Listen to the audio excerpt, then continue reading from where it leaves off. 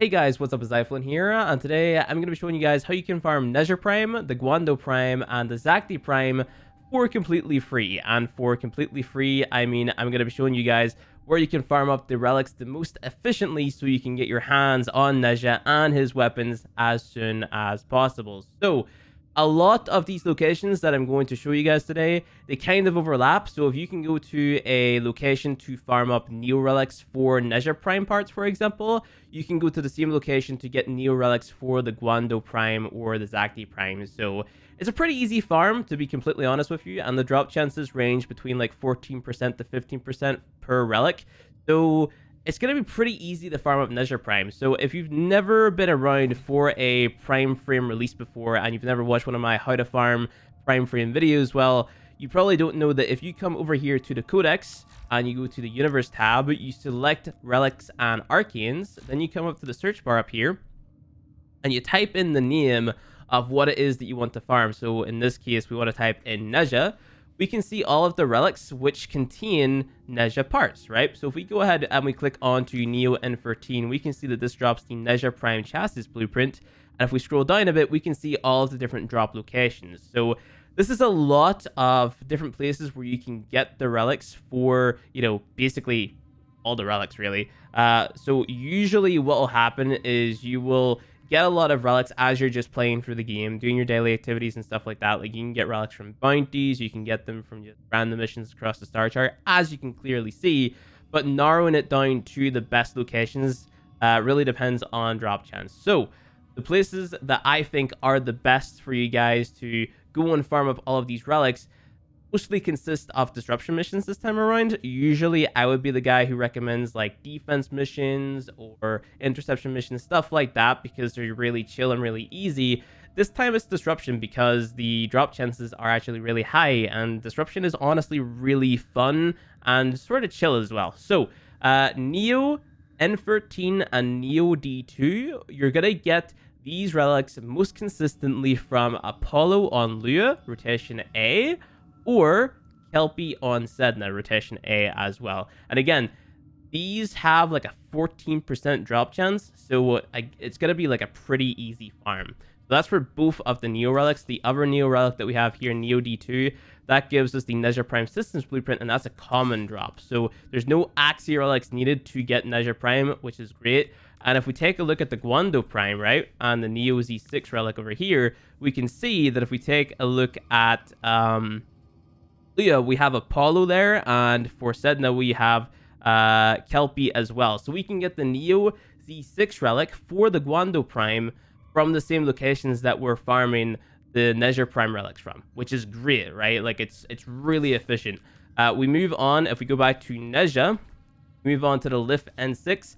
Lift N6, I would recommend going to Olympus on Mars, and also maybe Hepit in the Void. So Olympus is another disruption mission, where Hepit is a capture mission, so it's really up to you which one you want to do. Let's say you have a group of friends that you play with, it might be worth doing the disruption mission with that group of friends, and if you're playing solo, you can do Hepit on your own and just challenge yourself and speedrun it with like Vault, or maybe a Nezha, or Goss, or whatever, whoever your speed frame of choices, right? I would recommend Nova because Wormhole makes things go 10 times fast, and make sure to have Arcane Consequence on as well. So that's what I would personally do, but if I was playing with a group of people, I'd play the Disruption, and then if I was playing solo, I'd play Hepit in the Void. But that is it for the Lift Relics. Moving on to the Mesa Relic here, we can go to on Uranus, or or however you want to say that. So that is 40% rotation, or 14% drop chance on rotation A.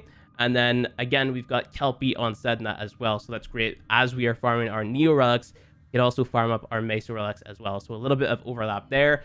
And the only oddball that we have, the only Axia Relic that there is for the Zakti. So the great thing about this oddball relic is that we can get it from Apollo on Lua and Kelpie on Sedna, which is amazing. So we only have to go to a handful of nodes to farm up all of the parts, or the blueprints for Nezha Prime, Guandao Prime, and Zakti Prime, and all of the relics have a decent drop chance, right? So as long as you're playing these missions efficiently and, hitting the right rotations and just playing well, you're probably going to get Nezha extremely fast. He's going to be a really easy frame to farm up. Now, as for the differences whenever it comes to, you know, what Nezha Prime offers regular Nezha and what the Guandao Prime offers over the regular Guandao and what the Zakti Prime offers over the regular Zakti, let's go ahead and take a look at Nezha first. I almost typed that backwards. So regular Nezha has 190 armor, Nezha Prime has 250, and then we have a 1.20 sprint speed on Nezha Prime, but a 1.15 on regular Nezha. So we have a armor increase, a sprint speed increase, and of course we have the extra polarities in there as well. I forget which one it was because I've already formatted, but we do have an extra polarity in there as well. So that's going to save you just a tiny bit of format. And then whenever it comes to the Zakti Prime over the regular Zakti, we've got a higher critical chance from 2% to 8%, a higher crit multiplier from 1.5 to 1.8, bigger magazine size from 3 to 8, a longer reload speed from 0.8 to 1, a higher status chance from 20% to 42%. We've got more range on a radial attack from 3.50 to 3.80. We've got higher gas damage, which is just more total damage, which is great. So just a damage buff, 20 more damage, and higher crit multi, higher status. Great buffs all around. And then whenever it comes to the Guandao and the Guandao Prime, you can see that we have a lot of buffs, big buffs. So we have faster attack speed from 0.8 to 1.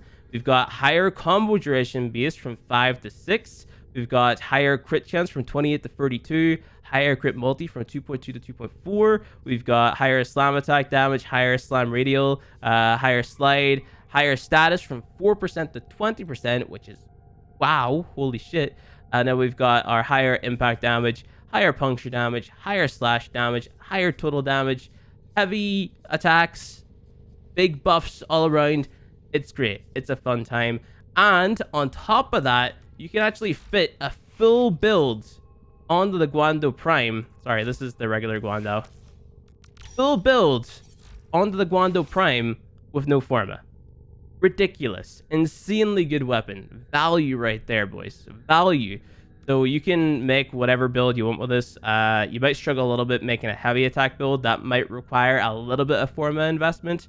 But this is just, you know, you have your 60s for your elemental damage. You've got your condition overload because meta. You've got Berserker for your attack speed, drifting contact, again, because meta, paired with Blood Rush, meta, Organ Shatter, crit damage, meta, and then you can swap out Prime Reach for like another element, Weeping Winds, or a Smite mod. Entirely down to you. Smite mod will technically get you more damage. Reach will get you just more range, which is good for just clearing groups of mobs, stuff like that. And that is pretty much it. And whenever it comes to the Zakti, you are going to have to form it. I haven't really got a full build on it just yet. But I am going to throw on another V here and maybe more Vs down here. Not entirely sure yet, but it's a fun time. This stuff is great. And another little tip for leveling. What I've done with Nezha Prime is I went and I subsumed a Gauss, went to my config C and put Thermal Sunder on, and then what you want to do is just make like a range and strength build with a little bit of efficiency and duration on there, so you can just keep on spamming Thermal Sunder in whatever leveling mission of your choice to sort of like speed level Nezha. You know, you should do that with every single new Warframe that you're trying to level, because you can get your Warframe leveled in no time with Thermal Sunder. It's pretty insane. So that is pretty much it, guys. Thank you guys for watching this video. I don't know if there's anything else that I can really mention. I am going to be streaming myself farming up Nezha parts tomorrow, so at 12 my time, which is 12 GMT at the minute, I think that is. So I'm going to be farming up some Nezha relics and stuff like that. If you want to jump into my stream, twitch.tv/iflin, to come in, say hi, and we'll get you some stuff. And I've also got that Nezha Prime Access giveaway that's going on. Link will be down in the description below. So if you're too lazy to farm Nezha Prime and you'd rather try your luck with a giveaway, there's a Gleam link in the description below. All you have to do is follow me on Twitter, follow me on Twitch, and then you can get a bonus entry if you join my Discord. And that's pretty much it. So Twitch stream tomorrow, 12 my time, and sign up for the giveaway. Like the video if you liked it, guys. Subscribe for more Warframe content. Thank you guys for watching, and I will see you guys in the next video. Peace out, guys.